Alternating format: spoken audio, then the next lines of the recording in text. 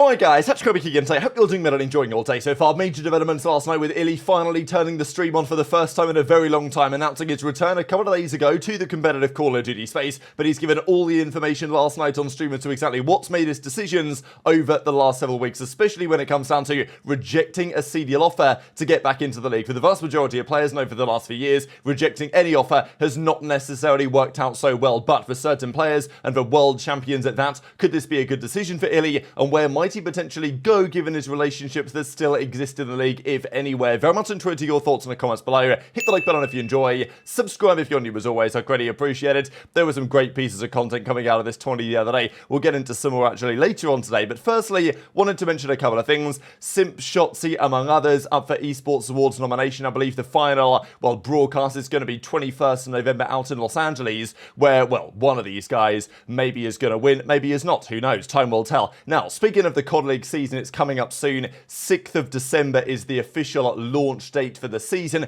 That's the start of the opening weekends. The first event, the first minor event is going to be, I think, the first weekend of January, maybe the second weekend of January. Then there's a couple more weeks of qualifiers. Then the first major in Madrid at the end of the month, of course. So lots going on in the near future. There is one question still outlying, though, in terms of where it's actually going to be broadcast this season. We can certainly guess as to where, but there has been some debate on this slightly, just because of what's happened last year. We know that Modern Warfare 2, the year that Scump retired, there was no exclusivity on where the COD League was broadcast. Back in MW19, and then through, the coming seasons, Cold War and beyonds, it was YouTube exclusive. YouTube paid some serious money, arguably far too much money, to have Call of Duty, to have Overwatch exclusivity to be broadcast on the YouTube platform. Now, Twitch is never going to pay, I wouldn't say in the current landscape, for exclusivity of any one of these actual leagues anymore.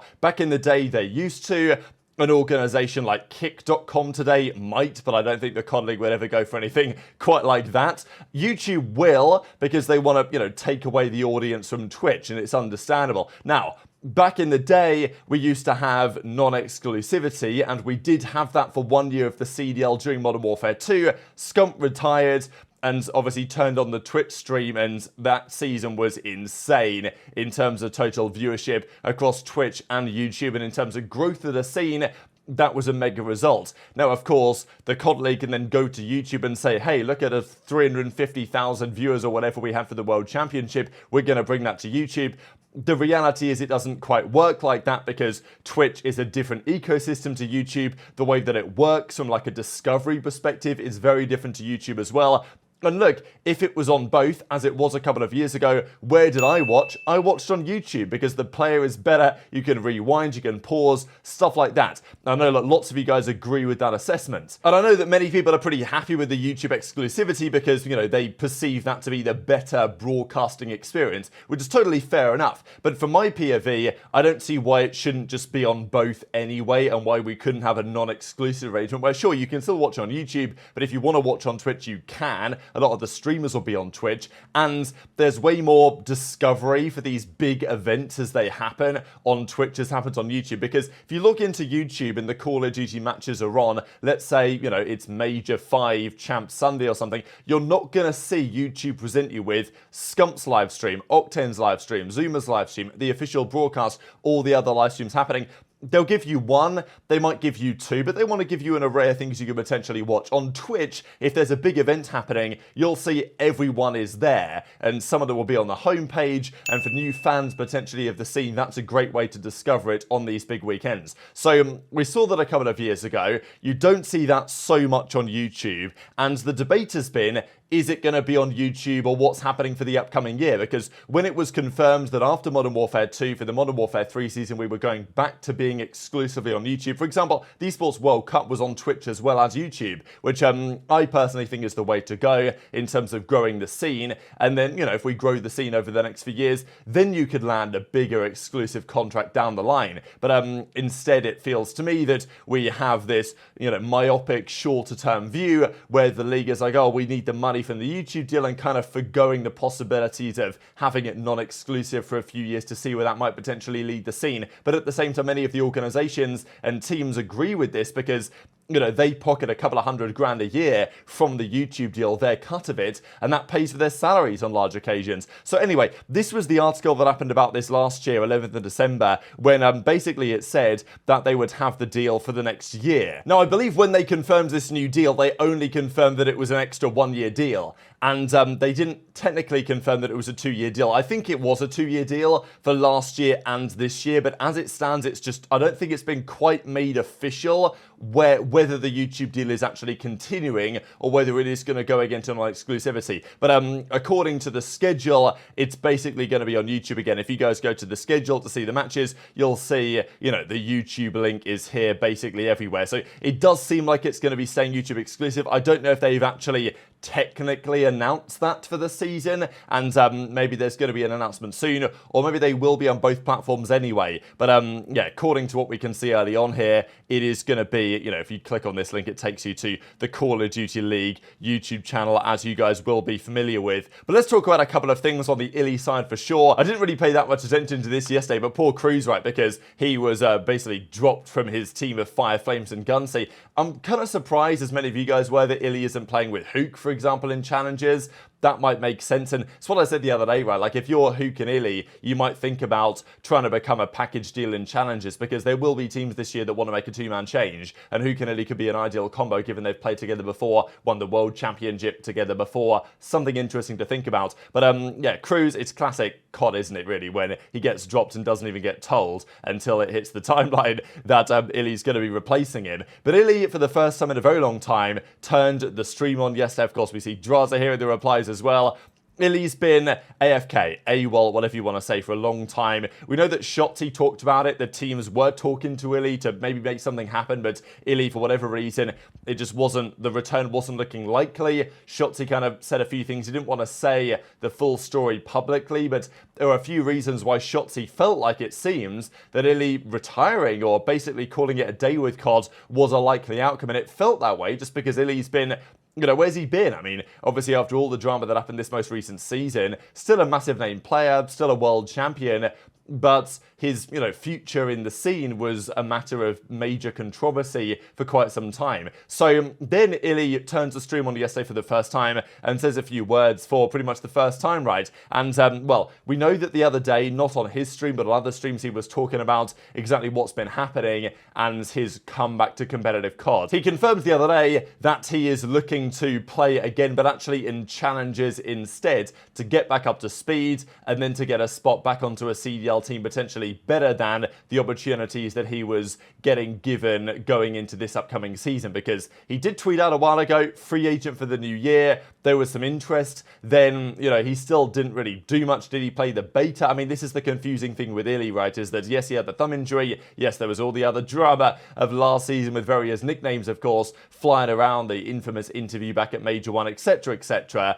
But, you know, where's he been? He's known as the biggest grinder in COD history in many respects, and the game's come out, and he's obviously taken a couple of weeks to even get on and start grinding. So that's what iLLeY discusses, like, hey, look, I've got to get back into it, back on the Grizzy, or whatever he says. And I know that people are going to say, oh, well, iLLeY sounds like, well, listen to the clip and you guys can make your judgment on what the way that iLLeY is talking, let's say. But I think iLLeY's always kind of spoken in this way, to be honest. So, you know, maybe there's some debate on that. But iLLeY says, I'm in the pit. That's what we're going to do. I had an offer, but I turned it down. Listen, I'm playing challenges right now, but the team is me, Ghosty, Fire, and my man Flames. Listen, boys, I'm in the pit, boys. Like, I'm like this is like the COD scene. I'm in the COD scene right now. Like this is like the pit, bro. Like, I'm in the pit right now. Like, this is like where it's at now. But I had a freaking offer. I just didn't take it. I just didn't feel like it was right for me to take it in that moment.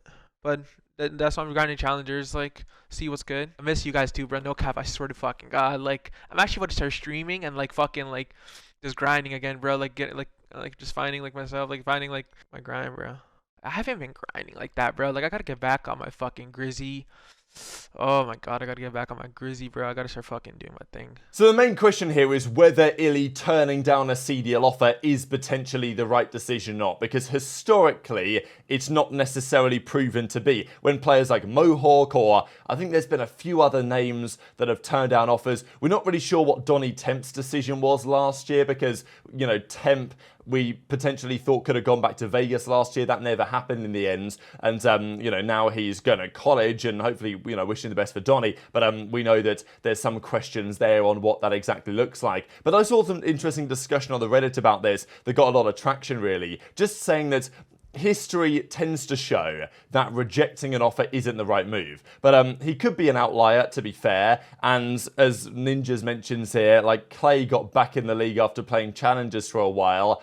And, you know, he's a world champion. So maybe the rules are different for players of that caliber. And that might be true. But I guess the question is, you know, given iLLeY's last few seasons have been a challenge, will he get the same leeway that Priestahh got after going to challenges and getting an opportunity back into the league? But yes, at the end of the day last year, until iLLeY was removed, he was, again, a top player in the game. His Search and Destroy was great, looking really good for that Surge team at the start of last season. So I think for iLLeY, the rules might be slightly different. But the question is he making a mistake here? Because, you know, if an offer was on the table to get back into the league, even with a lower tier team, which is more than likely what he decided to reject, obviously, at least that's an opportunity to get back into the league. Now, we know that players on worse teams don't look so good. I mean, we've seen this before, and even in recent tournaments. Let's say some of these two-man or two duo tournaments, right? You see what I'm saying? Where you'd have like Drazah and Cellium would play with a couple of guys from Miami. And often you can see, I think it was that team when Shotzzy was playing with Beans and like those guys that won the tournament a while ago. Players that, you know, Metals maybe was in there. Players that for some reason meshed really well on the day. And I think it goes to show there's lots of talent in the league, but often if you're not on a top team environment and with the best players, you don't look as good. And that's certainly true. But of course, we know that the reality is that in challenges, it can be difficult to get back in, certainly as a former pro player. But as iLLeY, it might well be a different story, and I think there is a good argument to say that some of the teams in the league, when they want to make a change, they'll go for iLLeY kind of regardless of what he's doing in challenges, just proving that he's actually playing. And look, he should be on paper a top player in challenges, but you know, we thought that about Donny Temp last year, and the teams he was on in challenges weren't the best, therefore we didn't really get to see that, and therefore he never got an opportunity back into the league. So that's the concern, I think, for iLLeY. Now, is he going to go to FaZe? No. These other teams, though, are kind of interesting. Of course, Ravens, they did need a player in that role. I mean, they needed a player in the flex position. TJ and Gwinn on the SMG, Slasher as the main. They got Vivid in the end, which is very interesting, but I still kind of like it. And I don't know what Slasher would have thought about bringing in iLLeY. I know that some players will have their concerns. I don't know if Slasher would be one of these, but some players and coaches will have their concerns about iLLeY, right? And you can understand it. Not being able to finish the season for the last couple of years, there's some risk in play there, obviously. And some teams and general managers and players might not be so willing to take those type of risks. But yeah, we can speculate which team it might have been. Boston have had their team set in stone for some time. I don't think it would have been them.